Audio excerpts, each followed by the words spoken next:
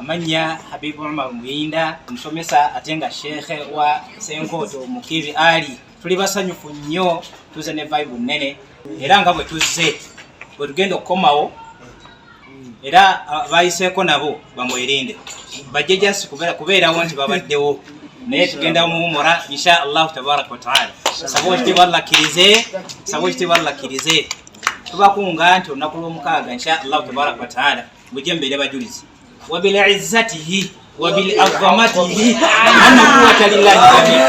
مبيرون muri banji mujulire nga Mukiibi wangula mbala lwede tuli Makka Mtami Kusama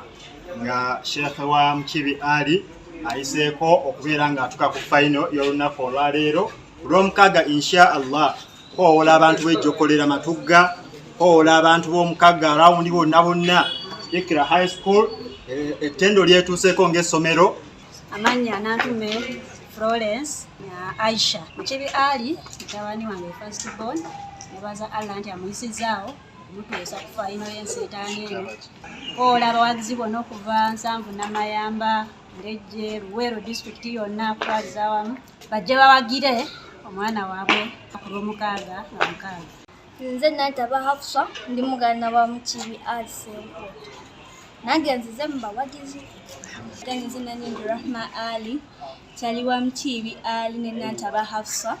nange nzenga muwagizi ba Ikra High School Matugga gy'okolera Benna twekula omulole tuwagira abaana baffe mu Ensiitano Kakongoliro mega finale ku Masjidi Swidiki wali katale ka Usafi okuyingira kwa bweleere nga tukikkira Ssaabasiitaanyi oba Nnaabasiitaanyi owa 2024